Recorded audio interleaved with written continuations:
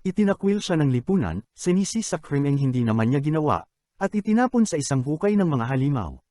Pero nakaligtas siya, sa kailaliman ng kadiliman, nagising niya ang isang misteryosong kapangyarihan. Isang kapangyarihang walang sinuman ang kayang kontrolin.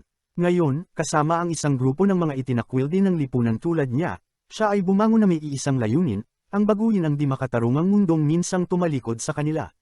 Nagsisimula ang kwento sa isang dystopia na mundo kung saan isang batang babae ang nakatingin sa kanyang stuffed puppy, malungkot dahil napunit ito. Iminungkahi ng kanyang ina na itapon na lang ito. Kahit kakabili lang nila nito, naniniwala ang ina na kung tatahiin nila ito, magiging pangit na ang itsura ng laruan. Mayaman sila, kaya walang problema sa ina ang bumili ng panibagong laruan. At ganoon din ang batang babae, na kahit may attachment sa laruan, pumayag na rin itong itapon dahil sa mga salitang binitiwan ng kanyang ina. Kaya itinapon ng ina ang laruan, kasama ng iba pang basura, sa basurahan sa labas ng kanilang bahay. Dumaan ang trash bag sa isang ventilation system at pumasok sa disposal truck na dadalhin ang basura sa tambakan sa ilalim ng lungsod. Habang naglalakad pauwi ang ina, isang misteryosong nilalang na nakabalot sa kapa ang nakatingin sa kanya at tinitigan siya ng may matinding galit sa mata, dahil sa pagpapawalang halaga nito sa mga bagay at pagtapon ng basta-basta. Maya-maya, dumating ang disposal truck sa junkyard, at sinundan ito ng isa pang misteryosong lalaki. Ilang minuto pa, may isang staff member sa pasilidad ang nakakita sa lalaking naghalungkat ng basura sa isang silid na puno ng trash bags. Dahil sa pagdududa, tinutukan siya ng baril ng gwardya at tinanong kung sino siya at ano ang pakay niya roon. Sinabi ng gwardya na may naiulat na magnanakaw ng basura kamakailan na sumisira sa ganda ng lungsod sa pamamagitan ng paglabas ng mga basura. Dahil pinaghinalaan ng lalaki na siya ang basurang magnanakaw, pinindot ng gwardya ang emergency alarm. Ilang segundo pa, dumating ang dalawang staff para arestuhin siya. Inihagis ng lalaki ang basura sa mga gwardya, dahilan para sila'y magulat, walang biro, at nakatakas siya sa pamamagitan ng vent. Ngunit habang papalabas na siya sa likod na pinto, bigla itong sumara, binigyan ng pagkakataon ng mga gwardya na paputukan siya. Inactivate ng lalaki ang isang tagong kapangyarihan, pinabilis ang kanyang galaw, at naiwasan ang mga bala na parang ninja. Tinamaan siya ng isang bala ngunit bahagya lang, at sa huli ay matagumpay siyang nakatakas sa pamamagitan ng sewer system. Nang tumahimik na ang lahat, lumabas siya sa isang bakanting kalsada at sa wakas ay nagsalita. Sinabi niyang hindi siya magnanakaw at ginawa lang niya ang lahat ng ito para kunin ang mga bagay na hindi karapat-dapat itapon, kasama na ang stuffed puppy. Kinabukasan, kumalat ang tsismis tungkol sa basurang magnanakaw. Dalawang babae ang nag-usap tungkol dito at sinabing masama ang ganitong mga tao para sa lipunan, tinawag pa silang mga barbaro. Isang lalaking nasa kalagitnaang edad, nakasuot ng maruming damit, at halatang isang itinakwil ng malinis na lipunan, ang nakarinig sa tsismis. Ngunit hindi siya nakipagtalo at umalis na lang, lumabas sa lungsod sa pamamagitan ng isang maliit na pintuan. Pumasok siya sa isang squatter area na nasa labas lamang ng lungsod. Ibinahagi niya sa mga lokal ang balitang kumakalat tungkol sa kanila, kaya lahat ay nabahala, iniisip na baka pagbuntunan sila ngayon ng mga pulis. Isang babae na ang pangalan ay Chiwa ang agad na pinaghinalaan ang kanyang kaibigang si Rudo, ang batang may pulang mata, natiyak na siya rin ang batang naging sanhi ng buong kaguluhan.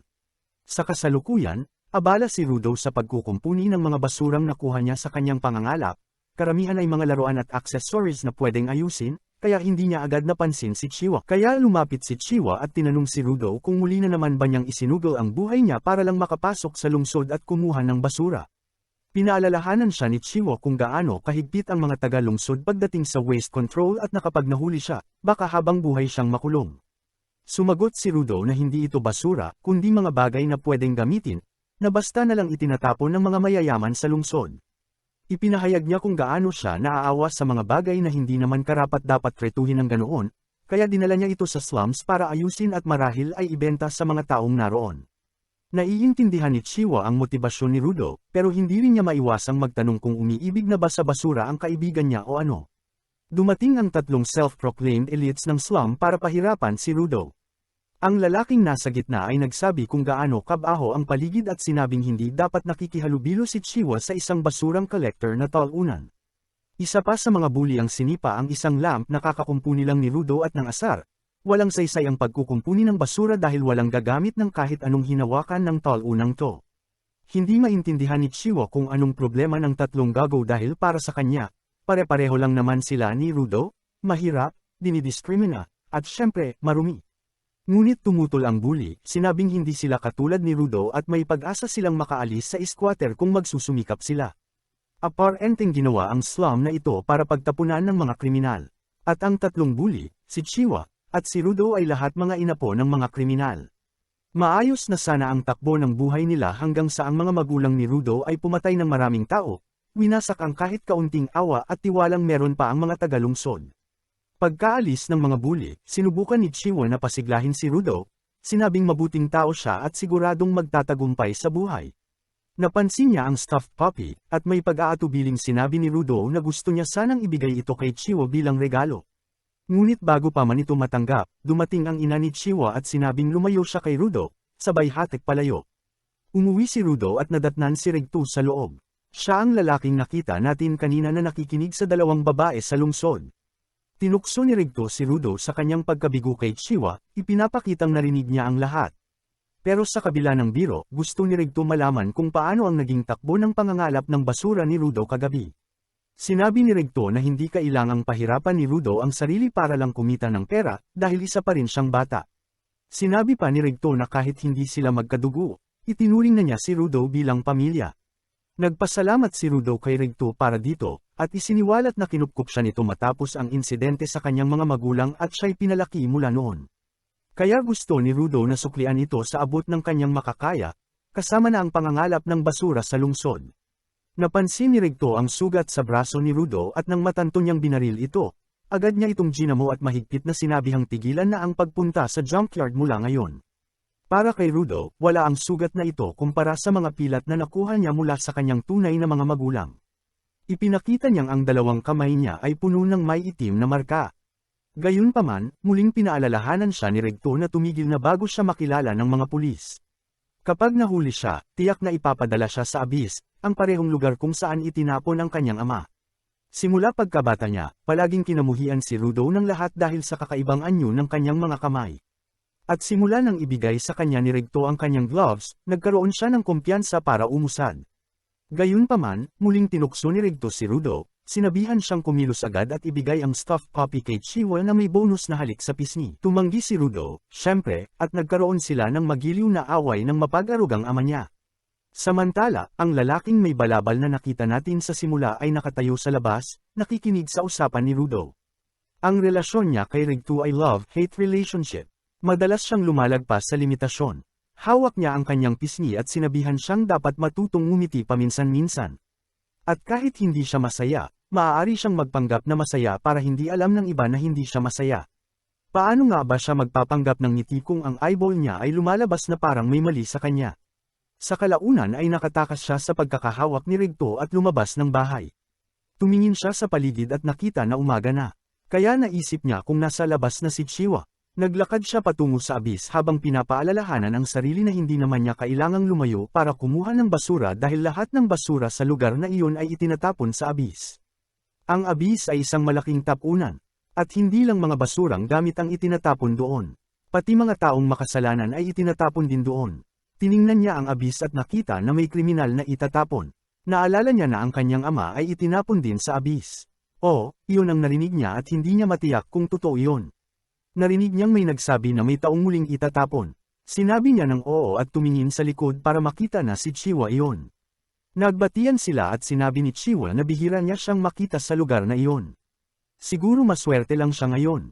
Para kay Rudo, hindi maganda ang tanawin mula doon. Hindi naman maganda ang tanawin sa buong slum, pero ibang klase lang talaga ang lugar na iyon. Ang dahilan kung bakit itinayo ang slum sa gilid ng lungsod ay para ipakita sa mga tao roon na kapag gumawa sila ng mali, itatapon sila sa abis. Nakakatawa dahil kahit anong iwas mong huwag makakita ng taong nahuhulog sa kamatayan, tiyak na makakakita ka pa rin ng ganoon sa lugar na iyon. Bigla na lang nakaramdam si Rudo ng matinding sakit sa katawan at paulit-ulit siyang bumagsak. Gamulong siya sa lupa, iniisip kung ang laruan sa loob ng katawan niya ang nakakaapekto sa kanya, at tumayo muli. Tumilapon ang kanyang kamay, kaya iniabot niya ang laruan kay Chiwa at tumakbo palayo. Nabunggo niya ang mga apostol sa kanyang daan. Mga apat sila at hindi pangkaraniwan ang ganong tanawin sa slum. Wala silang ginawa sa kanya at dumaan lang. Pero nagtataka siya kung bakit sila nandoon. Nagpatuloy siya sa pagtakbo hanggang sa makarating sa lugar ni Regto. Nakita niya ang isang lalaking tinangkang patayin si Rigto at sumigaw siya pero walang taong tutulong. Tumakbo siya para labanan ang lalaki pero itinulak lang siya. Pagbangon niya, tapos na ang lalaki kay Rigto. Umupo siya habang pinapanood ang lalaki na lumayo nang hindi niya alam ang gagawin. Nang makabawi siya, sumigaw siya ng pangalan ni Rigto at tumakbo papunta sa kanya. Sumigaw si Rigto na lumayo siya, pero hindi niya kayang iwanan ang kanyang tiyuhin ng ganoon. Sinigawan siya ni Rigto. Sinabi nito na kailangan niyang baguhin ang mundo. Siya lang ang makakabago sa mundong marumi gaya nito at dapat siyang mabuhay. Mahal na mahal ni Rudo si Rigto at ayaw niyang bitiwan ito. Kaya patuloy siyang kumakapit. Dumating ang mga apostol at nadatnan siyang may kasamang bangkay. Binaril siya para mapilayan at idineklara siyang mamamatay tao at inaresto dahil sa pagpatay kay Rigto. Tumutol siya. Una sa lahat, hindi pa patay si Rigto. Maaaring mailigtas pa siya kung kikilos sila agad. Pero ang mga apostol na sa tingin nila ay mas mataas kaysa sa mga tao sa slum ay wala ring pakialam sa buhay ng mga tao sa slum. Gusto lang nilang mahuli ang sa tingin nila ay kriminal. Sinubukan niyang ipaliwanag na hindi siya ang pumatay at ang pumatay ay tumakas na. Pero sinabi nila na taga-slum siya kaya tiyak na kaya niyang pumatay. Mula sa kwartong iyon, dinala siya diretso sa abis. Nakakatawang sa isang iglap, bigla na lang nagbago ang kalagayan ng isang tao sa isang bagay na dati niyang pinag-uusapan. Nakasabit siya sa abis at nagsimulang magtsismisan ang lahat tungkol sa kanya. Narinig ito ni Chiwa. Pinag-uusapan nila kung paanong naging child murderer siya na pumatay sa lalaking nag-alaga sa kanya. Nadismaya si Chiwa dahil may mataas siyang pag-asa sa kanya. Habang nakasabit siya sa lubod para ihulog, sinabi ng mga apostol na siya ay isang kriminal na nararapat itapon sa abis. Nagsimulang sumigaw ang lahat ng slogan na, "From slum to abyss," at hinihikayat ang apostol na itapon siya. Nagtataka siya kung may gusto bang makinig sa kanya. Hindi niya ginawa iyon at walang gustong maniwala sa kanya. Tumingin siya sa paligid at nakita si Chiwa sa gitna ng mga tao. Pamilyar ang mukha niya, pero ramdam niyang kinokondena rin siya nito. Sa isip ni Chiwa, sinabi niyang pinagkatiwalaan niya si Rudo. Nagsalita siya para sa kanya kahit sinasabi ng iba na isa siyang mamamatay tao. Pero binaygo siya ni Rudo at sa huli ay naging child murderer. Ibinagsak niya ang teddy na ibinigay sa kanya ni Rudo at umalis nang may pagkadismaya. Nang walang ni isang taong makapagsalita ng mabuti tungkol sa kanya, labis ang sakit na naramdaman niya. Matagal na siyang hinusgahan kahit bago pa ang pangyayari at sapat na iyong dahilan para kamuhian ang lahat. Nangako siya ng paghihiganti, pero kailan? Dahil agad siyang itinapon sa abis at nabalot siya ng kadiliman. Ramdam niyang unti-unting nawawala ang kanyang buhay habang nakakakita siya ng iba't ibang mga pangitain sa harapan niya. Pumikit ang kanyang mga mata sa dilim at sa gulat, bumukas muli. Sa pagkakataong ito, hindi sa mundo kundi sa isang tanawin ng basura. Napagtanto niyang talagang ang itinapon siya sa abis. Tumingin siya sa paligid at nakarinig ng mga tunog at galaw. Alam niyang hindi kanais-nais ang kanyang kahaharapin. Nagtataka si Rudo kung anong klaseng lugar ito, nang biglang may higanting anino na tumakip sa kanya. Lumingon siya para makita kung ano ang nangyayari, at hindi siya makapaniwala sa kanyang nakita. Isang napakalaking halimaw na gawa sa basura ang nakanganga sa kanya. Nawalan ng laman ang isipan ni Rudo sa isang saglit sa pagkakita ng halimaw. At naalala niya kung paanong lagi niyang iniisip na kakaiba kung bakit obsessed ang lahat sa pagpapadala ng basura at dumi ng tao sa ilalim ng hukay. Pero wala namang nagmamalasakit kung ano talaga ang nangyayari sa ilalim. Ni hindi nila iniisip kung ano pa ang maaaring naruroon sa ibaba, at yun ang higit na gumugulo sa kanya kaysa kahit ano paman. Pero agad siyang natauhan at nagsimulang tumakbo para sa kanyang buhay habang papalapit ang higanteng halimaw. Biglang lumala ang sitwasyon nang umatungal ng malakas ang halimaw, at dahil dito, mas marami pang halimaw ang lumitaw mula sa tambak ng basura. Sinimulan nilang habulin si Rudo, na tumatakbo ng mabilis hanggat kaya niya, pero wala rin itong saysay dahil natrap din siya sa huli. Nagtataka siya kung ano ang mga halimaw na ito at kung mga tambak lang ba sila ng junk na kaya nang gumalaw mag-isa. Biglang tumalon ang mga halimaw sa kanya at kung paanong nailagan niya ang mga atake ng mga ito ay hindi rin niya alam. Sinubukan niyang tumakas pero nadapa siya at napadagan sa ibabaw ng isang bungo ng tao, na nagpapaalala sa kanya kung ano ang maaaring kahinatnan niya. Minura ni Rudo ang mga hinayupak na nagtapon sa kanya sa impyernong lugar na ito. At bigla na lang gumuho ang tambak ng basura na kinatatayuan niya. Biglang napunta si Rudo sa ilalim ng isang bangin na naglalayo sa kanya sa mga halimaw. Pero may isa pang bagay na pumapatay sa kanya. Napagtanto niyang ang hangin sa lugar na ito ay literal na lason. At kung masyado siyang huminga nito, mapupunit ang kanyang mga baga. Tinakpan niya ang kanyang bibig at ilong gamit ang kanyang gloves, umaasang makahanap ng matatagpuan para makabawi. Pero bigla niyang na-realize na baka wala talagang ligtas na lugar sa impyernong ito. Nagsisimula siyang mawala ng pag-asa at biglang nagsuka ng dugo, at dahil dito, muling nakatawag siya ng atensyon ng mga halimaw. Bumagsak si Rudo sa lupa, hindi makagalaw, at halos tanggapin na ang kanyang kapalaran nang biglang sumagi sa alaala niya ang naghihingalong katawan ni Rigto. Biglang may kakaibang kapangyarihan na sumabog mula sa mga kamay ni Rudo, pero hindi niya ito napansin. Ang napansin lang niya ay ang pagbabago ng kanyang paningin at ang paglitaw ng mga liwanag mula sa tambak ng basura at sa harapang bakal na tubo. Gumapang si Rudo papunta rito, determinado na mabuhay dahil may dahilan siyang mabuhay. Hinawakan niya ang bakal na tubo at tumayo, sabay sigaw na babalik siya sa ibabaw at maghihiganti sa mga taong nagtapon sa kanya rito at sa hinayupak na pumatay sa kanyang ama. Puno ng galit ang kanyang loob at sinamantala ito ng mga halimaw para makalapit sa kanya. Pero nang umatake ang isa sa kanila, tinulak lang ito ni Rudo gamit ang bakal na tubo nang hindi man lang tinitingnan. Dahil sa atakeng iyon, isang lata ang lumipad at tumama sa payong ng isang ibang naninirahan sa hukay, na nagulat dahil may isang taong marunong lumaban sa mga halimaw ang dumating. Samantala, nababaliw na si Rudo sa pakikipaglaban sa mga halimaw. Wala na siyang pakialam sa lason sa hangin o sa dugo na dumadaloy mula sa kanyang ilong habang patuloy siyang tumatalon. Kahit na itapon pa siya sa mga batong dambuhala ng buong lakas, parang wala lang sa kanya. Isang halimaw ang dinurog ang batong kinabagsakan niya, kaya natabunan siya ng mga bato. Pero nakalabas pa rin si Rudo at may kasamang poste na hinugot niya. Iwinasiwas niya ito ng buong lakas, at malaki ang naging pinsala sa halimaw. Pero biglang may isa pang halimaw na lumabas mula sa ilalim niya. Somehow, nakatalon siya palayo sa mga pangil nito, pero ngayon ay naramdaman na niya ang epekto ng paglanghap ng lason. Muli siyang nagsuka ng dugo, at sinamantala ito ng mga halimaw para makalapit sa kanya. Sa kabutihang palad, muling lumitaw ang misteryosong kapangyarihan niya, na nagbigay sa kanya ng lakas at kabaliwan para manatili sa kanyang kinatatayuan kahit sabay siyang atakihin ng dalawang halimaw. Lumabas si Rudo mula sa banggaan na ligtas at ginamit ang isang metal sheet para hiwain ang bungo ng unang halimaw. Pagkatapos ay inatake niya ang pangalawa, pinaghati ito sa dalawa, at pinasabog. Pahinga muna siya saglit, pero may isa na namang dambuhalang halimaw na papalapit sa kanya. Nang makita ito ni Rudo, agad niyang naisip ang tumakbo para makabawi ng lakas. Pero pinadyak ng halimaw ang lupa ng buong lakas, at dahil dito ay tinapon palayo si Rudo ng shockwave. Pagdilat ni Rudo ng mga mata, nagulat siya nang makita ang isang lalaking may creepy na mask na nakatayo sa ibabaw niya. Nagtataka siya kung sino ang lalaking ito at saan siya galing. Pero bigla siyang binuhat ng lalaki at tinadyakan paaban. Umubo ng dugo si Rudo at akmang lalaban na sana nang biglang lagyan siya ng gas mask ng lalaki sa mukha, na nagbigay sa kanya ng pagkakataon para makahinga muli. Litong-lito si Rudo ngayon at tinanong ang lalaki kung isa ba siyang lokal.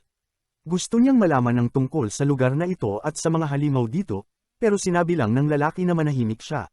Siyempre, hindi ganun kadaling sumunod si Rudo kaya tuloy-tuloy pa rin siya sa pagtatanong ng malakas. Muling bamulong ang lalaking may maskara na manahimik siya, pero sinabi ni Rudo na magsalita siya ng mas malinaw. Tinanong niya kung nasa ilalim ba sila ng lupa at doon na nap-icon ang lalaki. Nakalimutan nito ang sariling payo at sumigaw kay Rudo, sinasabing hindi sila nasa ilalim kundi nasa ibabaw ng lupa at kasalanan ng mga tao sa taas kung bakit naging impyerno ang lugar na ito. Pagkatapos ay sinabi niya kay Rudo na ang mga dambuhalang halimaw na gawa sa basura ay naaakit sa ingay at dahil hindi siya tumigil sa kadadaldal, napansin na siya ngayon. Sabi ng lalaking may mask, hindi pwedeng talunin ang mga basurang halimaw gamit lang ang ordinaryong sandata. Kaya ang pinakamainam sana ay ang tumakas ng tahimik, pero hindi na nila magagawa yun ngayon. May isa ng halimaw na nasa likuran nila sa puntong ito, at nagdesisyon ang lalaking may mask na harapin ito muna. Biglang lumitaw ang gintong enerhiya mula sa kanyang braso at bumalot sa kanyang payong, na nag-transform ito bilang sandata. Inatake sila ng halimaw, pero pinaikot lang ng lalaking may mask ang kanyang payong sa mukha ng halimaw, gamit ito parang blender para durugan ang halimaw. Nahulog sa paligid ang mga piraso ng halimaw at biglang naging alikabok. Nagulat na nga si Rudo sa kakaibang power-up, pero mas nagtaka pa siya kung bakit hindi na bumangon ang halimaw pagkatapos ng ganoong atake. At bigla, isang malaking grupo ng mga halimaw ang dumating. Pero kampante ang lalaking may mask na kaya niyang talunin ang lahat ng ito. Tumakbo siya papunta sa mga halimaw, mabilis silang pinasabog gamit ang kanyang payong na may talam, at pagkatapos ay tumalon gamit ang payong bilang parachute. Nag-iisip si Rudo kung ito ba ay isang uri ng teknolohiya na ginagamit ng mga tao sa hukay, o kung ito ay natatangi sa lalaking may maskara. Samantala, lumulutang ang lalaking may maskara sa harap ng huling natitirang higanteng halimaw, na biglang dumura ng bola ng asido sa kanya. Tinabla niya ito gamit ang kanyang payong, at nagkalat ang asido. Sumabog ito ng marahas ng tamaan ang mga tambak ng basura. Ginamit ng lalaking may maskara ang ulo ng halimaw bilang base para makatalon paakyat. Pagkatapos noon, naglagay pa siya ng mas maraming enerhiya sa kanyang payong, pinalaki ito at pinatindi ang kapangyarihan. Sumisid siya pababa sa ulo ng halimaw gamit ito, pinutol ito at pati na rin ang lupa. Pagkatapos nito, bumalik ang lalaking may maskara kay Rudo, na nagtanong sa kanya, "Sino ka ba talaga?" Inalis ng lalaki ang kanyang maskara at ipinakilala ang sarili bilang si Injun, isang simpleng tagalinis. Pero sa susunod na sandali, pinagsisihan niya ito dahil sa masamang hangin. Minura ni Injun si Rudo dahil pinatanggal niya ang maskara at biglang nawalan ng malay si Rudo. Habang walang malay, napanaginipan niya ang isang insidente noong bata pa siya. Umuwi siya pagkatapos siyang ay bully at itulak sa imburnal ng ibang mga bata dahil sinabi niya sa kanila na buhay ang mga bagay at hindi sila naniwala. Tinanong siya ni Rigto kung sinuntok ba niya ang bata at sinabi ni Rudo na hindi niya ginawa. Tinanong niya si Rigto kung totoo ba ang sinabi nitong kapag inalagaan mo ang isang bagay, magkakaroon ito ng kaluluwa. Habang nililinis siya ni Rigto, sinabi nito na kwento lang iyon noon para pahalagahan ng tao ang mga bagay. Pero personal, gusto niya pa ring maniwala na lahat ng bagay ay may kaluluwa. Lalong naging interesado si Rudo at tinanong kung pati ba ang mga bagay sa bahay nila ay may kaluluwa, kasama na ang kanyang gloves. Sumagot lang si Rigto na kung aalagaan niya ito, magkakaroon din ito ng kaluluwa balang araw. Biglang nagising si Rudo mula sa panaginip at nakita niyang nakagapos siya at hinihila ni Injun. Minura niya ito at sinabing palayain siya, pero sinabi ni Injun na dinadala lang siya sa ligtas na lugar. Wala nang pakialam si Rudo sa sinasabi nito dahil gusto niyang bumalik sa itaas para mag-higanti. Pero ang mga salitang iyon ang nagpahinto kay Injun. Sinabi niya kay Rudo na imposible nang makabalik sa lugar na tinatawag nilang sphere, na nasa langit at palaging gumagalaw. Ipinagpatuloy niyang hilahin si Rudo, sinabing hindi na posible ang pagbabalik at dapat tanggapin ni Rudo ang bagong sitwasyon niya. Tumanggi si Rudo at sinabing gagawin niya ang lahat para makabalik sa sphere. Naniniwala siyang alam ni Injun ang daan pero tinatago ito sa kanya. Sumigaw siya na sabihin nito ang lahat o sisigaw siya hanggang dumating ang mas maraming halimaw. Nina si Injun at sinabi kay Rudo na sasabihin niya kung anong klaseng lugar ito. Hinailan niya ito ng mas walang pakialam at dinala sa isang clearing sa kanya na 100 ulit na mas malinis kaysa sa paligid. Binitawan siya ni Injun doon at sinabing magsaya siya, sabay alis. Minura siya ni Rudo at sinabing palayain siya, pero umalis si Injun na hindi nagsasalita. Biglang may grupo ng mga lalaking nakagas mask ang bumaba mula sa mga truck at lumapit kay Rudo. Nagtataka siya kung sila ba ang mga naninirahan dito, at sila rin ay sobrang interesado sa kanya. Base sa suot niya, iniisip nila kung galing ba siya sa sphere at dahan daw ang lumapit habang nagtatanong. Kinabahan si Rudo at sinabi na nahulog siya mula sa sphere at bigla nilang inalis ang mga maskara nila. Mukhang tuwang-tuwa sila na may buhay na taga-sphere dahil dati puro bangkay lang ang nakikita nila. Sobra ang interes nila at sinimulan siyang suriin sa mukha kaya agad siyang lumayo. Sinabi ng mga lalaki na wala silang masamang intensyon at sinimulang kalagan siya, kaya naisip niyang mas mabait pa sila kaysa kay Injun. Pero isa pala itong patibong. Di nagtagal, nakita ni Rudo na nakakadena na siya ng mahigpit sa loob ng truck. Nagtataka siya kung anong nangyayari, pero sa labas pinag-uusapan ng mga lalaki kung gaano sila kaswert na may totoong buhay na sphere dahil siguradong mabebenta ito ng sobrang taas. Pinag-uusapan nila kung gaano kalaki ang binibayad ng mga tao para sa mga parte ng katawan at damit ng mga patay na sphere at kapag nakahanap ng bihira, mababaliw ang mga tao. Sinabi ng leader ng grupo na ang dahilan kung bakit handang magbayad ng malaki ang mga tao ay dahil galit sila sa mga sphere. Minura niya ang mga taong nakatira sa sphere na itinapon ang lahat ng basura sa planeta hanggang sa mapuno ito, malason ang hangin, at lumikha ng mga halimaw. Ang mga namatay sa halimaw o nawala ng tirahan dahil sa lasong hangin ay may matinding galit sa mga sphere. At kapag nakakita sila ng buhay na isa, bubuhos nila lahat ng galit nila. Nagpa siya ang leader na pakainin si Rudo para, "I welcome," siya sa ibabaw at ang pagkain ay bulok na karne at panas na tira-tira. Patuloy niya itong inaasar, sinasabing ang mga tulad niyang taga-sphere ay hindi man lang humahawak ng basura, kaya hindi niya kayang kainin ang mga ito. Pero sa pagtangka niyang pilitin si Rudo na kumain ng bulok na karne, nagkamali siya ng malaki. Biglang kinagat ni Rudo ang mga daliri nito, pinilas ang laman at ninate ito kasama ng bulok na kinain niya kanina. Sinimulan niyang kainin ang bulok na pagkain, sinasabing hindi ito basura dahil pwede pa itong kainin. Natakot ang mga lalaki dahil hindi pa sila nakakakita ng ganitong klaseng halimaw. Pero simula pa lang ito, galit si Rudo sa lahat ng nagtatapon ng mga bagay at tinatawag itong basura. At hindi na siya mananahimik. Nagpakita ulit ang kanyang kapangyarihan at pinilas niya ang kanyang mga kadena. Tumalon siya palabas at pinakawala ng kanyang enerhiya sa lupa, binuhay ang mga bagay sa paligid. Pinapanood siya ni Injan mula sa malayo, at natuwa siya na si Rudo ay isang giver. Isang taong kayang bigyan ng buhay ang mga bagay at ilabas ang kapangyarihan nito, tulad niya. Samantala, iniisip ni Rudo ang mga sinabi ni Regto na kapag inalagaan mo ang isang bagay, nabubuhay ito at kaya ka rin itong alagaan. Inihagis niya ang kanyang maskara at kinuha ang kadena na ginamit sa kanya, binigyan ito ng buhay at ginawang sandata.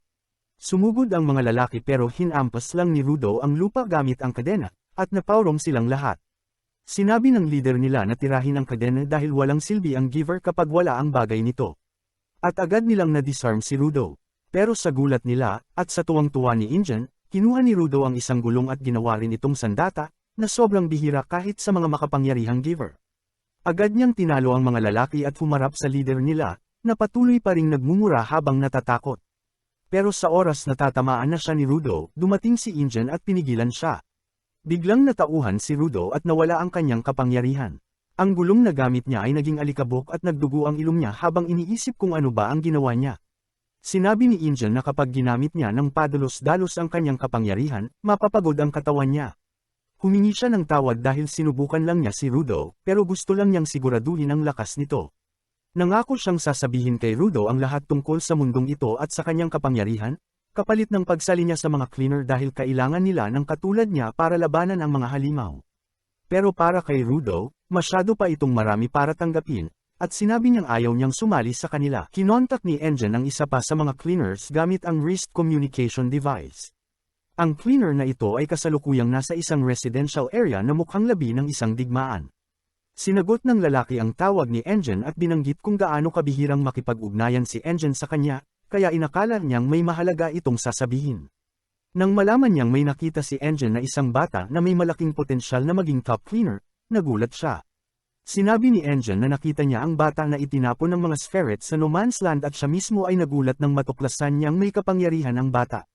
Nagpatuloy si Injan sa pagsasabing hindi pa siya nakakita ng ganito kailanman, kaya niya nirecruit ang bata para maging cleaner. Matapos ipaalam ang lahat, tinapos ni Injan ang tawag at nangakong ipakikilala niya si Rudo sa kaibigan niya sa lalong madaling panahon. Ipinakita ni Injan na siya at si Rudo ay kasalukuyang nasa isang medical room kung saan may creepy looking na doktor na ginagamot ang mga sugat ni Rudo. Si Rudo, na maingat na nakikinig sa sinasabi ni Injan, ay hinarap siya at tinanong kung bakit niya siya pinipilit na sumali sa weird cult o kung ano man iyon. Sumagot si Injan na malinaw na hindi siya nasa posisyon para tumanggi, pero lumaban pa rin si Rudo para sa kanyang karapatan, at sinabi kay Injan na kailangan niyang pumunta sa sphere para maghayganti. Nainis ang doktor sa walang tigil na sigaw ni Rudo, kaya sinabi niya rito na dapat ay magpasalamat na lang siya at hindi siya namatay sa no man's land. Ayon sa kanya, kung huminga pa si Rudo ng 1 minuto pa sa hangin doon, pop-utok na sana ang kanyang baga at mamamatay siya. Narinig rin ng doktor na muntik nang makidnap si Rudo, kaya inutos niyang lumuhad ito at magpasalamat kay Injan dahil iniligtas siya. Masayang tinanggap ni Injan ang alok at hinikayat si Rudo na gawin iyon. Ang naiisip lang ni Rudo ay kung anong klaseng mayabang at egoistic na tao ang nasangkutan niya. Sa kahit anong kaso, tinanong ni Rudo kung sino ang matandang iyon. At sumigaw ang matanda sa kanyang tenga na isa siyang babae. Sawa na siya sa batang ito. Kaya inutusan niya silang dalawa na magbayad at umalis na sa klinik niya. Nagbayad si Injan para kay Rudo, at sa wakas, kahit hindi bukal sa loob, nagpasalamat ulit si Rudo at hiniling kay Injan na sabihin pa sa kanya ang tungkol sa mundong ito. Habang sinasabi ni Rudo na wala siyang planong sumali sa boy band ni Injan, naglakad na palayo si Injan at sinabi kay Rudo na malaya na siya ngayon. Pero binalaan rin siya na kapag may nakaalam na galing siya sa sphere, kakainin siya ng buhay. Naalala ni Rudo ang nangyari kanina nang may mga taong nagtangkang dukutin siya, kaya napagtanto niyang wala na siyang ibang pagpipilian, kaya tumahimik siya at tahimik na sumunod kay Injan. Nasa isang dystopian cyberpunk abandoned city sila kung saan normal pa ring namumuhay ang mga tao sa kabila ng matitinding kondisyon ng kapaligiran. Dinala ni Engine si Rudo sa isang burger place, at sinabi niyang nagsuka ng marami si Rudo matapos kumain ng basura kanina. Masaya si Rudo habang kumakain ng burger at nagtataka kung paano pa gumagana ang lupa kahit inakala niyang puro basura na lang ang nandito. Sinabi ni Engine na dito sa ground, kasama ng basura, nag-iipon rin ang anima o emosyon. Minsan, kusa itong nagiging energy at ang energy na iyon ay maaaring maging iba't ibang bagay. Halimbawa, ang trash beasts na muntik nang pumatay kay Rudo. Karaniwang nananatili ang trash beasts sa mga lugar ng basura, pero may mga pagkakataon na inaatake nila ang mga lungsod. Para labanan sila, naroon ang mga cleaners. Immune ang trash beasts sa regular weapons dahil gawa sa anima ang kanilang core at tanging powers lang tulad kina Rudo at Engine ang makakasira sa kanila. Ipinaliwanag ni Engine na nagmula ang powers ni Rudo sa kanyang gloves dahil matagal na niya itong inalagaan. Aparentemente, maaaring tirhan ng anima ang mga bagay na pinapahalagahan. Tinatawag ng mga tao rito ang mga bagay na iyon bilang vital instruments. Tanging ang mga tinatawag na givers ang makakagamit ng powers ng mga vital instruments para sirain ang anima core ng trash beasts. Habang natututo si Rudo na isa rin pala siyang giver tulad ni Engine at nagsisimulang maintindihan ang lahat, na-realize niyang tama si Rigto sa kanyang teorya. Muling ipinaliwanag ni Engine ang tungkol sa cleaners na ang tanging trabaho ay lipulin ang lahat ng trash beasts. Ngunit kakaunti lang sila, kaya desperado silang maghanap ng mga givers. Naiintindihan ni Rudo kung bakit siya gustong i-recruit ni Engine, pero nag-aalinlangan pa rin siya. Kaya sinabi niya kay Engine na sasali lang siya kung tuturuan siya nito kung paano makabalik sa sphere. Pero sinabi ni Engine na wala siyang ideya kung paano makakabalik doon, pero malamang na may alam ang kanyang boss. Kaya ngayon ay may panibagong task si Rudo, ang makilala ang boss ni Engine. Tinanong ni Engine si Rudo tungkol sa kanyang gloves at ipinaliwanag ni Rudo na regalo iyon ng kanyang ama at pinapahalagahan niya ito bilang tanging alaala sa kanyang yumaong ama. Naiintindihan ni Engine kung bakit ganoon na lang ang pag-aalaga ni Rudo sa mga sirang gamit gaya ng gloves niya, at ito ang dahilan kung bakit nakakagamit siya ng maraming vital instruments. Sinabi ni Engine kay Rudo na may kaluluwa ang kanyang gloves at dapat niya itong patuloy na alagaan. Naalala ni Rudo si Regtu sa mga sinabi ni Engine at halos maiyak siya, pero pinigilan niya ang sarili, tumayo, at muling nagpasalamat kay Engine sa lahat ng ginawa nito para sa kanya. Napansin ni Engine na malungkot si Rudo, kaya para pasayahin siya, binigyan niya ito ng pouch na puno ng pera at sinabihang gastusin ito kahit saan sa lungsod. Nag-atubili si Rudo sa pagtanggap ng malaking halaga ng pera. Pero nang ibunyag ni Engine na nakuha niya ang perang iyon mula sa pagbebenta ng mga damit ni Rudo, at ginamit din ng iba para sa gamutan at sa burger, galit na galit si Rudo. Habang paalis si Engine para makipagkita sa bagong trainer ni Rudo, sinabi niyang maghintay ito ng matiwasay. Hindi makapaniwala si Rudo sa kapal ng mukha ng taong ito, at parang hindi pa sapat ang pagkasira ng kanyang mood, isang pasanggala ang dumampot sa pouch ng pera at tumakbo. Agad na hinabol ni Rudo ang pusa at kumuha ng isang stick. Nahuli niya ito sa isang madilim na alley nang mapansin siya ng isang lalaking nagngangalang Zanka. Bastos na inutusan ni Zanka si Rudo na isauli ang stick, at ipinaliwanag ni Rudo na basta na lang niya itong napulot at hindi siya interesado sa walang kwentang stick. Anuman iyon, mahusay na itinulak siya ni Zanka. At nang makuha na ang kanyang stick, inamoy-amoy niya ito na parang baliw. Napansin ni Rudo na ang weirdo na ito ay may suot ding emblem tulad ng kay Engine, ibig sabihin isa rin siyang cleaner. Nang matapos na sa pang-aamoy si Zanka, humarap siya kay Rudo, at sinabing paparusahan siya dahil pinagtangkaan nitong nakawin ang kanyang kayamanan.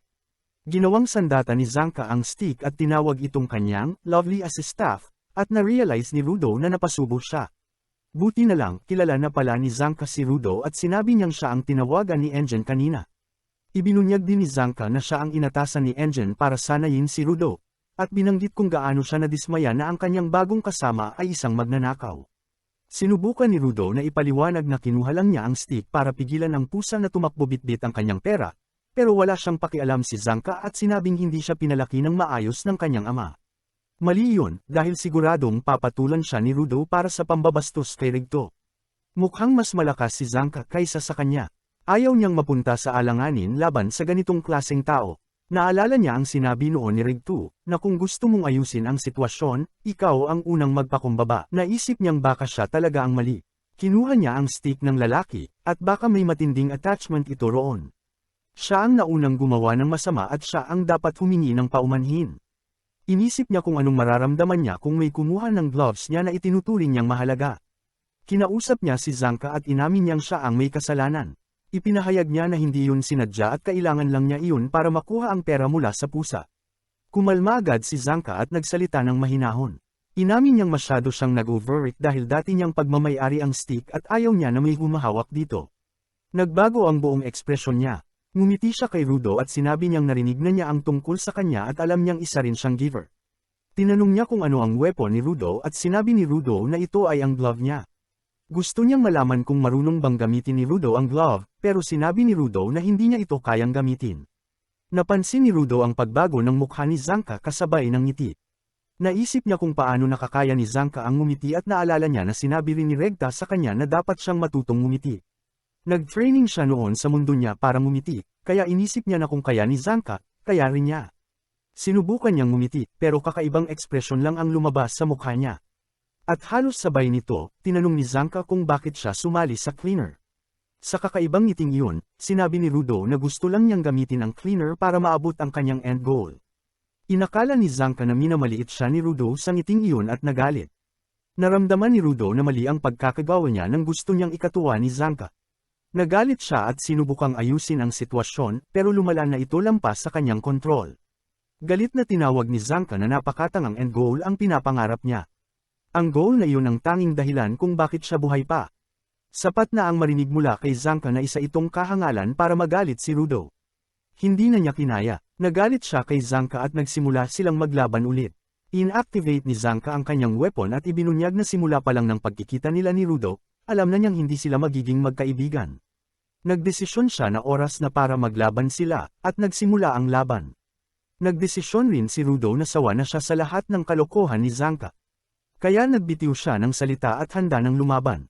Kinuha niya ang isang plunger mula sa kanyang tagiliran at agad itong nagkulay pula. Nagulat si Zanka sa nakita niya. Inakala niya na gloves lang ang kayang gamitin ni Rudo bilang weapon. At doon niya na-realize kung bakit tinawag ni Engine si Rudo na isang natural. May kakayahan siyang gumamit ng iba't ibang bagay bilang weapon, at hindi lang ang gloves niya. Isa itong bagay na sobrang bihira sa mundong ito. Napagtanto niyang magaling talaga si Rudo. Pero kung yun lang ang meron kay Rudo, hindi pa rin siya mananalo. Tinawag niya si Rudo na isang natural. Sinabi niyang hindi rin ito mediocre. Pinakawalan niya ang kanyang stick at bumagsak ito mula sa langit. Kinuha niya ang blood stick at humarap kay Rudo, na ang tanging sandata ay plunger na hindi niya alam kung paano gamitin. Hindi nahirapan si Zanka, agad siyang tinamaan at bumagsak sa sahig. Talo siya sa laban na iyon. Pero ang hindi niya alam, panalo siya sa gyera. Matapos siyang talunin ni Zanka at masayang-masaya ito, napansin niyang may kung anong bagay sa kanyang mukha. Nilinis niya ito at napagtanto niyang ang ginamit ni Rudo para lumaban ay isang plunger, at may laman itong poop. Nasa mukha niya ang poop. Nagalit siya pero walang kamalay-malay si Rudo. Tumayo si Rudo at sinabi kay Zanka na oras na para sa round 2 niya. Tumakbo siya papunta kay Zanka para labanan ulit gamit ang plunger, pero kailanman ay hindi papayagan ni Zanka na madikitan siya ng poop, kahit pa sa gitna ng laban.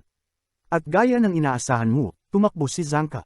Hinabol siya ni Rudo at inakala niyang natatakot si Zanka. Pero patuloy sa pagsigaw si Zanka na huwag siyang tatamaan yun. Tuloy lang sa habol si Rudo at inisip niyang siya ang nananalo sa laban. Sa kasamaang palad para kay Zanka, sa kabagalan ng takbo niya ay nadapa siya. At gaya ng inaasahan, tinamaan siya ni Rudo ng isang pack ng poop. Sa buong katawan niya, doon lang na-realize ni Rudo kung ano ang nangyayari. Umupo silang dalawa sa pagkatalo. Ilang segundo ang lumipas, dumaan si Engine sakay ng sasakyan at inakalang naging close na sila dahil tahimik silang magkatabi. Nang sa wakas ay sinabi nila kung ano ang nangyari, tawa ng tawa si Engine. Galit si Zanka na puro poop ang katawan niya, at dismayado si Rudo na inakala niyang kaya tumatakbo si Zanka ay dahil magaling siya, pero poop lang pala ang dahilan. Habang pinapalayas sila ni Engine, tawa pa rin siya ng tawa. Ibinunyag niya ang masamang balita, kahit pangit ang simula nila, kailangan nilang magtrabaho ng magkasama. Ipinahayag niya na si Zanka ang pinakamahusay na trainer na pwedeng makuha ni Rudo. At natuwa si Zanka sa sinabi ni Engine na isa siyang magaling na giver. May isa pang dalaga sa sasakyan, si Rio, na isa ring cleaner. Tumayo siya nang tinawag ni Engine at tumingin kay Rudo. Sinabi niyang iba raw ang buhok ni Rudo, pero natural naman ito. Sinimulan niya itong hawakan at sobrang na-excite si Rudo. Habang siya ay nawawala sa kanyang mga iniisip, minamaneho ni Engine ang kanyang sasakyan palabas ng syudad, papunta sa headquarters ng cleaners na nasa gitna ng kagubatan. Dumaan si Injan sa ilang wasak na syudad at narating ang isang fortified na tunnel na dumadaan sa isang napakalaking pader na bato. Paglabas nila sa kabilang dulo, bumaba ang lahat mula sa sasakyan at sinalubong ni Injan si Rudo sa headquarters ng cleaners. Si Rudo ay nananatiling naguguluhan mula sa ginawa ni Rio sa kanyang buhok, at habang siya ay naglalakad papunta sa gusali, ilang langaw ang nagsimulang lumipad-lipad sa paligid niya. Sa loob ng gusali, ang isang mornang mommy receptionist ay kalmadong nagbabasa ng Playboy magazine, at ipinakilala siya ni Injan kay Rudo bilang si Simyo. Sabi niya, tinitingnan ni Simyo ang bawat taong sumasali sa kanila. Ngunit habang ipapaliwanag na sana ni Injan ang kakayahan nito, bigla siyang sumaksak gamit ang tinidor kay Rudo, sabay patay sa dalawang langaw sa isang tira. Nabigla si Rudo sa nangyari, at pagkatapos ay binati siya ni Simyo. Sabay sabing ikinwento na raw ni Injan ang lahat tungkol sa kanya, pero kailangan pa rin niya itong personal na tingnan para masuri ang potensyal nito. Habang siya ay tumutok gamit ang kanyang salamin, ipinaliwanag ni Injan na ang mga ito ang mahalagang instrumento ni Simyo para mapalakas ang kanyang paningin. At kapag siya ay nag-concentrate, kaya niyang makita kung ano ang laman ng isang tao. Bago pa makapag-react si Rudo, binuhay ni Simyo ang kapangyarihan ng kanyang salamin at tiningnan ang potensyal ni Rudo, ngunit agad siyang nagulat sa nakita at kaagad pinatay ang kakayahan. Nang tanungin siya ni Injan kung ano ang nakita niya, sinabi niya na athletic na raw si Rudo kaya hindi na niya kailangan ng training sa bagay na iyon. May magandang koneksyon din siya sa kanyang vital instrument pero kailangan pa niya ng konting training para magamit ito ng maayos. Pakiramdam ni Injan ay may tinatago pa siya, at sinabi ni Simyo na may dumi si Rudo sa batok. Tumawa si Injan nang marinig ito at nagpa siya ng dalhin si Rudo para ipakilala sa boss. Pero napatingin pa rin siya kay Simyo habang papalayo dahil alam niyang may hindi ito sinasabi. Habang naglalakad, sinabi ni Injan kay Rudo na may humigit kumulang 100 cleaners kabilang ang mga combatant, guards, at support. Pero kalat-kalat sila dahil sa mga missions, kaya karamihan sa kanila ay wala sa headquarters. Sinabi niya kay Rudo na dapat makilala niya ang ilan sa kanila, at hindi naman ito magtatagal. Ngunit pagbukas niya ng pinto ng living room, nadatnan niya ang isang grupo ng cleaners kaya agad niya itong isinara at sinabing pwede na lang daw mamaya ang introduction. Dumating sila sa kwarto ng boss, pero bago pumasok, sinabi ni Injan kay Rudo na huwag itong magsisimula ng usapan sa pamamagitan ng pagtatanong kung paano makakabalik sa sphere. Dapat daw ay mag-alok muna siya ng kapalit para sa impormasyong iyon, at magsimula sa pangakong magtatrabaho bilang cleaner. Sinabi rin niya na huwag niyang tatanungin tungkol sa vital instrument ng boss dahil wala ni isa ang may alam kung ano yun o kung ano ang kapangyarihan nito. Ngayon, curious na si Rudo sa boss, pero pagpasok niya sa kwarto, wala itong laman. Dumating si Simyo at sinabing ang boss ay nasa mission at hindi makakabalik ng ilang araw. Nalito si Rudo pero alam na ni Injan na normal lang iyon, at sinabi sa kanya na kailangan niyang maghintay ng ilang araw bago niya makilala ang boss. Nena si Rudo at tinanong kung ano ang gagawin niya sa ngayon, nang biglang lumitaw si Rio at sinabing sumama siya para panoorin ito magtrabaho. Sinabi niya na hindi siya pwedeng maging cleaner hanggat hindi siya na-approve ng boss. Kaya ang pinakamagagawa niya ngayon ay sumama bilang trainee. At pabor din daw ito kay Rio dahil gusto pa raw niya itong makilala. Tumigil sa pag-function ang utak ni Rudo dahil hindi pa siya nakakaranas ng ganitong klaseng atensyon mula sa babae sa buong buhay niya. Kaya tahimik na lang siyang sumunod. Pumunta sila sa strategy room kung saan ipinaliwanag ni Simyo na isang maliit na bayan malapit sa polluted zone ang humingi ng tulong dahil may mga trash beast na nakita malapit sa kanila. Naging curious si Rudo tungkol sa polluted zones at nalaman ni Simyo na hindi man lang ipinaliwanag ni Injan ang basic info sa kanya. Sinabi ni Simyo kay Rudo na ang lupa ay hinati sa safe zones na suportado ang buhay ng tao, at polluted zones na puno ng basura at pinamumugaran ng trash beasts. Ang lugar kung saan siya bumagsak ay tinatawag na no man's land, isang napakadelikadong polluted zone, at karamihan ay namamatay sa oras na tumapak sila roon. Pagkatapos, binigyan ni Simyo si Rudo ng mask at sinabing isuot niya ito palagi kapag pumunta siya sa polluted zones, dahil kung wala ito, mamamatay siya dahil sa lasong hangin sa loob ng 15 minuto.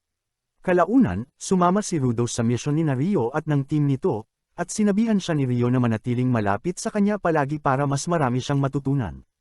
Medyo uneasy pa rin siya, pero nagsimula siyang mag-isip kung gaano siya katagal sa no man's land at gaano karaming lason na ang nalanghap niya. Napunta ang atensyon niya sa tambakan ng basura sa harap nila at naisip niya kung alam ba ng mga tao sa sphere na may mga taong nabubuhay sa ilalim ng hukay.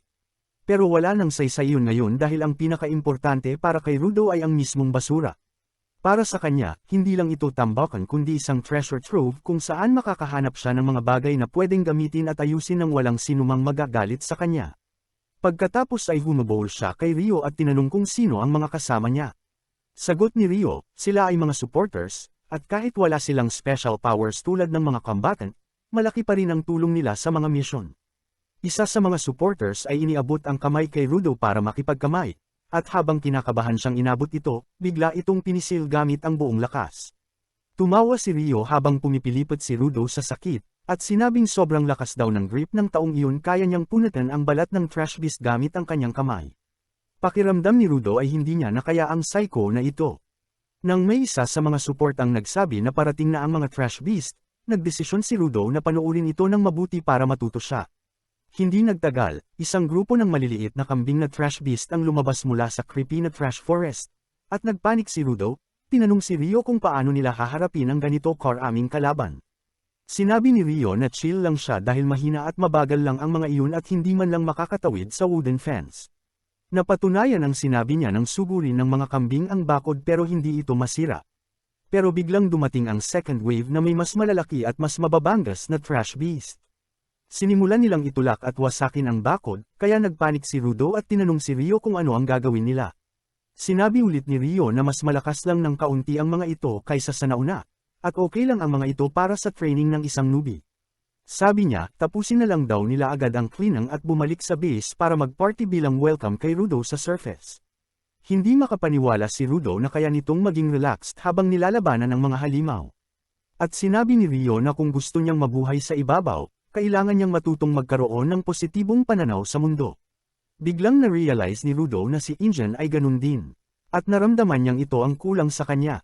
Nagdesisyon siyang maging chill na rin sa lahat ng bagay, nang biglang isang napakalaking trash beast ang bumasag sa harang at pati si Rio ay nataranta nang makita ito. Tumingin si Rudo sa kanya para sa kumpirmasyon na okay pa rin ang lahat pero sinabi ni Rio na amazing ang malaking beast na ito dahil ngayon lang daw siya nakakita ng sobrang stylish na halimaw. Sabi niya hindi raw ito ideal na material para sa mga newbie, pero mage enjoy daw siya sa pakikipaglaban dito. Hinugot ni Rio ang kanyang gunting na siyang vital instrument niya, at napatulala na lang si Rudo habang pinapanood siya. Inactivate ni Rio ang kanyang gunting at inihagis ito sa langit kung saan ito ay lumaki at naging mas matalim pa. Sinalo niya ito gamit ang kanyang paa at biglang sumugod sa grupo ng mga halimaw, sabay tagpas sa marami gamit ang isang sipa ng kanyang gunting. Hindi na maintindihan ni Rudo ang nangyayari, at sinabi ng support guy sa kanya na ang vital instrument ni Rio ay tinatawag na The Reaper. At hindi tulad ng normal na tao, ginagamit niya ito gamit ang kanyang mga paa. Na-realize ni Rudo na iba-iba ang paraan ng paggamit ng bawat isa sa kanilang vital instruments, nang bigla siyang sabihan ng handshake guy na maging mas maingat sa paligid. Huli na nang mapansin ni Rudo na may level 2 trash beast na aatake sa kanya. Pero buti na lang at pinigilan ito ng supporter gamit ang kanyang kamay, sabay piga sa ulo ng halimaw at ihagis ito kay Rio na agad pinutol ito gamit ang gunting niya. Sinabi ni Rio sa mga supporters na ihagis pa ang ilang trash beasts papunta sa kanya, at sumunod naman ang mga ito, ibinato ang mabibigat na halimaw na parang walang timbang. Sa oras na naproseso ni Rudo ang lahat ng ito at natutunan kung paano lumaban ang mga cleaners, naubos na ni Rio ang lahat ng maliit na kalaban at ang boss monster na lang ang natira. Nagdesisyon ang mga supporters na i-disable muna ang ibang trash beasts na pwedeng makialam sa laban at naghiwa-hiwalay. Pero napansin ni Rudo na ang isa sa mga na-disable na halimaw ay gising pa pala at nadapa nito ang isang supporter. Tumalon ito sa lalaki at hindi na ito makaiwas. Buti na lang at dumating si Rudo para iligtas ito, sabay sabing patutunayan niya ang kanyang halaga para makuha agad ang impormasyong gusto niya. Ginamit niya ang bakal na tubo sa kamay niya bilang sandata at bigla itong nag-transform sa isang spike barricade. Nalito si Rudo sa nangyari, pero naalala niyang nakakalimutan na niyang gamitin ang kanyang kapangyarihan dahil instinct lang ang basehan niya noon. Hindi niya alam kung paano haharapin ang sitwasyon at sinimula na siyang itulak pababa ng trash beast. Sa kabutihang palad, dumating si Rio at mabilis na tinapos ang trash beast. Sinabi niya kay Rudo na tama ang ginawa nitong sundin ang instinct niya para iligtas ang iba. Dumating din ang supporter at nagpasalamat kay Rio, sabay tanong kung natalo na ba niya ang malaking halimaw. Sabi ni Rio, hinati na raw niya ito sa dalawa, pero sa hindi maipaliwanag na dahilan ay nakatayo pa rin ito. Hindi niya maintindihan kung paano ito nabuhay matapos tamaan ang core nito, kaya nagdesisyon siyang hiwain ito sa maliliit na parte para hindi na ito magamit. Nagdesisyon ang mga supporter na ilog ang impormasyon tungkol sa isang bagong uri ng trash beast na immune sa vital instruments, at aalis sila para balaan ang mga kalapit na bayan. Samantala, sumugod si Rio papunta sa higanting halimaw at naiwan si Rudo sa gitna, walang nakakapagsabi sa kanya kung anong dapat gawin. Habang si Rio ay tumatalon sa trash beast at lumapag sa mukha nito, sabay talon papunta sa ulo at pinutol ang lahat ng tubo na nakausli roon. Pagkatapos gawing kalbo ang halimaw, napansin niya na may kumikislap sa ilalim ng kanyang paa at na-realize niyang iyon ang core na tinatago ng halimaw. Ngunit bago niya ito masira, biglang gumalaw ang halimaw ng marahas at nalaglag siya. Pagkatapos ay ikinabot muli ng halimaw ang mga tubo sa ulo nito at sinimulang banggain ang lupa gamit ang panga nito ng sobrang lakas. Kumapit pa rin si Rio kahit papano, pero biglang ibinaling ng halimaw ang atake nito papunta kina Rudo at mga supporters. Nanigas lang si Rudo habang pinapanood ang mga tubo ng bakal na papalapit sa kanya. Pero sa kabutihang palad, hindi siya tinamaan ng direkta. Nasira lang ang lupa sa ilalim niya. At habang siya ay nahuhulog, nagsimulang niyang tanungin ang sarili kung ano bang ginagawa niya. Naalala niya na hindi niya makakamit ang paghihiganti para kay Rigto at sa mga hayop sa sphere sa ganitong paraan, at nagsimulang lamunin siya ng dilim. Ngunit dumating ang supporter para iligtas siya mula sa pagkahulog at sa pagkabulok ng kanyang loob. Binuhat siya sa balikat nito at sinabing kung may goal siya, huwag siyang titigil kundi tumakbo papunta roon habang kaya pa niya. Sinabi nitong matuto siya sa mga supporters na kahit walang kapangyarihan ay patuloy pa ring gumaganap ng kanilang tungkulin. Biglang napansin ni Rudo si Rio na muli na namang hinihiwa ang halimaw, at base sa mga sigaw nito, na-realize niyang nahanap na nito ang weak spot. Tumalon si Rio ng mataas at bumagsak pababa sa ulo ng halimaw ng buong bilis, sabay tusok gamit ang kanyang gunting at binunot ang core nito. Pagbagsak niya sa lupa at nasira ang core, biglang naging abo ang halimaw. Agad na tumakbo ang supporter papunta sa kanya at tinanong kung paano niya natalo ang trash beast. Sabi ni Rio, tinusok lang daw niya ang isang bagay na hindi core at namatay ito. Hawak niya ang isang cutter na gawa sa carton, sabay sabing ito raw ang nagpapagana sa trash beast. At hindi makapaniwala ang supporter dahil na-realize niyang ang cutter ay isang vital instrument at wala talagang rason para magkaroon ang trash beast ng ganon. Samantala, ang leader ng mga bandido na balak sanang ibenta si Rudo ay biglang nagising sa isang madilim na kwarto. Nagtaka siya kung nasaan siya, nang biglang magsalita ang lalaking nakaupo sa sofa sa harap niya. Tinatanong kung nasaan ang batang galing sa sphere na nabanggit niya habang natutulog. Balik sa headquarters ng mga cleaner, naghanda si Rio ng welcome party para kay Rudo. At di nagtagal ay dumating din doon si Zanka. Medyo antok pa mula sa mahabang tulog niya sa hapon, tinanong niya si Rio kung ano ang nangyayari. Sinabi nito na nagpa-party sila para i-welcome si Rudo sa lupa, pero nakaupo lang siya ng tahimik na nakayuko sa isang sulok. Tinanong ni Zanka kung bakit mukhang malungkot ang makong na yon. Sabi ni Rio, simula ng pamalya ang kanyang vital instrument sa kalagitnaan ng laban, naging malungkot at malungkot siya. Naawa si Zanka, pero agad siyang lumipat sa balita tungkol sa kakaibang trash beast na hinarap ni Rio. Kinumpirma niya ito, at sinabi na imbes na may core na gawa sa anima, ang trash beast ay may vital instrument bilang core nito, at wala silang inaasahan na ganoong klase ng natuklasan. Sabi ni Rio, dahil wala rin naman siyang magagawa tungkol dito, nagpasya siyang ipaubaya ito sa mas mataas ang ranggo kaysa sa kanya at bumalik para maghanda ng party na lang. Samantala, nakasimangot pa rin si Rudo nang dumating ang leader ng support team para makipag-usap sa kanya. Nagpakilala ito bilang si Grease at sinabi kay Rudo na magaling ang ginawa niya kahapon. Iniisip ni Rudo na wala naman talaga siyang nagawa, pero pinaalala ni Grease na pinrotektahan niya ang isang supporter mula sa isang trash beast. Sagot ni Rudo, kahit nagawa niya iyon, hindi niya nagamit ng maayos ang kanyang kapangyarihan pagkatapos noon at kailangan pa siyang sagipin ni Grease at Rio. Naiinis siya dahil kahit sa sphere noon, lagi siyang nawawala ng kontrol at si Rigto ang laging nagtatakip sa kanya pagkatapos. Pakiramdam niya ay isa siyang malaking pagkabigo na hindi kailanman makakatugon sa inaasahan ng iba. Pero biglang nagpasalamat si Grease, na tuluyang gamulo sa iniisip niya. Sabi ni Grease, karamihan sa mga bagitong cleaner ay iniisip ang mga supporter bilang mga talunan na walang totoong kapangyarihan. Pero iba si Rudo. Pagkatapos ay tinukoy ni Grease si Folo, ang lalaking iniligtas ni Rudo. Sumali siya sa mga cleaner para maging combatant. Pero dahil wala pa siyang vital instrument ngayon, nagtatrabaho siya bilang supporter habang iniingatan ang isang bagay na umaasa siyang magiging sandata niya balang araw. Sinabi ni Grease kay Rudo na huwag masyadong mag-isip tungkol sa pagpapalakas o pagtugon sa inaasahan ng iba.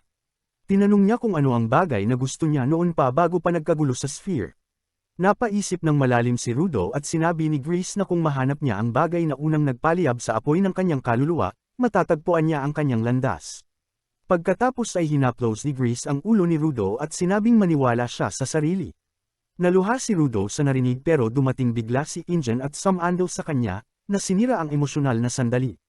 Tinanong ni Injun kung bakit hindi pa siya kumakain at dumating din sina Rio at Zanka. Lahat ay nagsabi kay Rudo na sumali sa party dahil siya ang bida ngayong gabi at baka maubos na ang pagkain. Naantig si Rudo sa pag-aalaga ng lahat at sumama sa kanila. Habang kumakain sila, may biglang tumugtog ng musika at kumuha ng mga lata ng pintura. Sinimulan niyang pinturahan ang pader at sinabi ni Injun kay Rudo na bantayan ang lalaking si Gob dahil ginagawa nito ang gusto niya nang hindi iniisip ang iba. Habang gumuguhit si Gob ng kanyang artwork sa pader, nagrereklamo ang lahat at sinabihang hintayin muna nilang matapos kumain. Pero gaya ng sabi kanina, wala siyang pakialam. Samantala sa ground floor, bumalik si Mama Simyu sa kanyang mesa at alam niyang may tawag na darating anumang sandali. Sinagot niya ang telepono sa mismong oras na tumunog ito at tinanggap ang isang request. Tinawag niya si Zanka at isang team ng mga supporter para gawin ang request. Pero tinanong ni Zanka kung bakit kasama si Rudo sa grupo kung hindi pa siya opisyal na tanggap sa mga cleaner. Sinabi ni Simyo na may kinalaman si Rudo sa request na natanggap nila. Ipinaliwanag niya na ang request ay mula sa isang merchant na inatake ng trash beast habang tumatawid sa polluted zone. Nakaligtas siya pero ninakaw ang kanyang mahalagang kargamento at gusto niyang talunin nila ang trash beast at mabawi ito. Dito kakailanganin si Rudo dahil ang kargamento ay isang buhay na Spheret. Nabigla ang lahat sa narinig at sinabi ni Su na bihira lang makakita ng dalawang buhay na Spheret sa ibabaw ng sabay, na nangangahulugang may kakaibang nangyayari at gusto niyang makita ito mismo ni Rudo. Naisip ni Rudo ang tungkol dito at pinaalalahanan siya ni Grease na kontrolin muna ang damdamin bago magdesisyon. Alam ni Rudo na hindi niya magagamit ng maayos ang kanyang kapangyarihan at maaari siyang maging pabigat sa grupo, pero gusto pa rin niyang makita ang isa pang Spheret dahil baka magbigay ito ng pahiwatig kung paano siya makakabalik sa ibabaw. Nagpasya siyang sumama at hindi natuwa si Zanka dito, pero alam ni Simyu kung paano siya mapapayag. Sinabi niya na para kay Injun dapat ang quest na ito, pero abala ito sa isa pang request at sinabi nitong pinagkakatiwalaan niya si Zanka para gawin ito. Sapat na yun para ma-activate ang pagiging number 1 Injun fanboy ni Zanka at masayang pinamunuan ng grupo sa polluted zone. Habang nasa daan, tinanong ni Rudo si Grease kung wala ba itong dala na sandata at sagot nito na may kutsilyo siya pero mas pinagkakatiwalaan niya ang kanyang mga kamay. Sinabi ng isa sa mga supporter kay Rudo na may talisman din si Grease na pinapahalagahan nito at nahiya siya ng mabunyag ang sikreto. Sa huli, pinakita rin niya ang talisman kay Rudo, sabay sabing wala itong espesyal pero nagbibigay ito sa kanya ng bagay na mahahawakan. Biglang napansin nila ang isang nakakatakot na tao sa likuran nila. Ang babae na ang pronouns ay tiyak na Fathom ay nagsabing siya ang merchant na umupo sa kanila para sa misyon na ito. Biglang tinanong ni Rudo ng sunod-sunod tungkol sa Spheret. Sagot ng merchant, nagbibiyahe siya ng kanyang bagahe nang aksidenteng makita ang isang walang malay na Spheret. Nag-alala siya kaya dinala niya ito. Pero inatake sila ng trash beast at dinukot ang Spheret. Hinarap siya ni Rudo kung balak ba niyang ibenta ang Spheret at itinanggi niya iyon. Sinabing hindi niya gustong gawin iyon at curious lang siya tungkol sa mga Spheret. Pakiramdam ni Zanka na parang basura ang kwento gaya ng pupuntahan nila. Kilala ang mga trash beast na umatake agad sa tao at hindi sila gumagawa ng effort para dumukot ng isa. Naisip niyang may kakaiba pero bahala na pagdating ng oras. Dinala sila ng merchant sa gusali kung saan tumakbo ang trash beast matapos dukutin ang Spheret. Sinabi ni Zanka na mag-ingat ang lahat dahil pwedeng umatake ang trash beast mula sa kahit anong direksyon. Pero pagpasok nila, nakita nilang walang laman ang gusali maliban sa isang tao sa dulo. Sinabi ng merchant na iyon ang Spheret at itinulak si Rudo papalapit, kasama ang ibang cleaner na nadamay sa tulak. Nang makalapit sila, napagtanto ni Rudo na hindi iyon tao kundi isang manikang nakabihis gaya ng Spheret. Pero huli na dahil tumalon pa atras ang merchant at sinabing magmadali sila. Sa susunod na sandali, naging putik ang sahig sa ilalim ng mga paa ni Rudo at nahulog ang buong grupo pababa sa mas mababang palapag. Nagtaka sila kung ano ang nangyari at tinanong sila ng merchant kung ayos lang sila. Sinabi nilang ayos lang sila at tinanong kung ano ang lugar na ito at nasaan ang Spheret. Tumawa ng nakakatakot ang merchant at itinuro si Rudo, sinasabing siya ang Spheret bago biglang maging putik at matuno. Bigla nilang narinig ang dalawang tinig na tinatawag ang Spirit Giver at may dalawang pares ng kulay ubing ilaw na papalapit mula sa kadiliman. Naunawaan na ngayon ni Zanka ang lahat, lalo na dahil sa kulay ubing kuryente. Alam niyang ang mga taong nagsalpak sa kanila ay tinatawag na mga raider at hindi man lang nila tinatago na balak nilang agawin si Rudo mula sa mga cleaner. Nalito si Rudo sa bagong grupo ng mga weirdo at sinabi ni Grease na sila ay mga bandido sa mundong ito. Pero ang mas delikado sa kanila ay lahat sila ay mga giver din. Agad niyang inutusan ang kanyang team na maghanap ng daan palabas habang siya at si Folo ay paprotekta kay Rudo. Hiningi niya kay Zanka na siya na ang humarap sa dalawang raider mag-isa. At kahit ayaw, alam niyang wala nang ibang opsyon. Tumakbo ang mga supporter sa kabaligtarang direksyon at sinabi ni Grease kay Rudo na sumunod sa kanila. Sabi ni Rudo kaya niyang harapin ang grupo ng mga bandido mag-isa, pero binalaan siya ni Grease na huwag maliitin ang mga raider, lalo na't hindi pa nila alam ang kakayahan ng mga ito. Samantala, tinutokso ni Zanka ang mga raider, sinasabing alam na niyang darating ang araw na hahabulin nila si Rudo, pero hindi niya inakalang maaamoy nila agad ang lokasyon nito. Tinanong niya kung balak ba nilang ibenta ito dahil ang isang buhay na spirit ay maaaring magdala sa kanila ng sapat na pera para magretiro ng marang niya. Tumawa ang mga raider, sinasabing hindi nila balak ibenta si Rudo. Sa halip, curious sila tungkol sa sphere at ang makipag-usap sa isang spirit ay ang pinakamainam na paraan para makakuha ng kaalaman. Gusto nilang malaman ng maraming bagay, lalo na kung paano niya natawid ang barrier ng hindi namamatay. Naging curious din si Zanka tungkol sa barrier na iyon pero nagpasya siyang tapusin agad ang mga raider. Sinabi niyang dahil sila ang nag-set up ng lahat ng ito, hindi na niya kailangang mag-alala sa trash beast. Sagot ng babaeng raider, dapat pa rin siyang mag-alala sa mga mod doll na kaya niyang gawin anumang oras. Sagot ni Zanka, kaya niyang talunin ang mahihinang kalaban na ganito kahit nakapikit siya. Bigla niyang inactivate ang kanyang staff at sinimulang wasakin ang mga mod doll, pero nagtago ang lalaking raider sa pagitan ng mga ito at umatake mula sa likuran. Halos hindi nakareact si Zanka sa oras at napalipad siya papasok sa isang haligi. Muli na namang nagtago ang lalaki sa isang mod doll at sinabi ng babaeng raider na dahil laban lang sa mga trash beast na kikipagbakbakan ang mga cleaner, wala silang ideya kung paano lumaban sa kapwa-tao. Sinabi nito na ito na ang huling laro ng hanapin ang totoong isa, na malalaro niya sa buong buhay at naghanda si Zanka para lumaban ng buong lakas. Patuloy niyang binabasag ang mga mod doll pero nakakailang beses na siyang tamaan ng lalaking raider sa likod. Na-corner na si Zanka at nang susugod na sana siya sa babaeng raider para talunin ito, nadulas ang mga paa niya sa putik na ginawa nito ng maaga. Sinabi ng babae na siya lang ang combatant sa grupo na kayang lumaban sa kanya, at kapag natalo siya, magiging depenselas na ang natitira. Sabi pa niya, matatalo na ito kaagad, pero biglang sumigaw si Zanka. Sinabihang mag-start na lang siya ng podcast kung gusto niyang puro salita.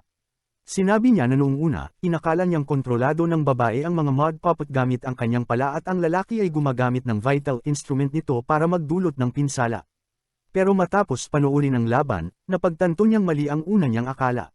Sabi niya, simpleng sinusuntok lang siya ng lalaki at ang vital instrument nito ay ang snowshoes na nagpapahintulot sa kanyang maglakad ng madali sa matibay na lupa.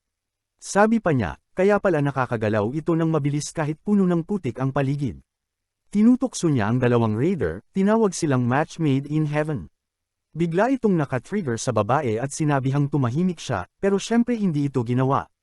Sinabi ni Zanka na kahit wala siyang karanasan sa pakikipaglaban sa tao, mas kilala niya ang vital instrument niya kaysa sa kanila.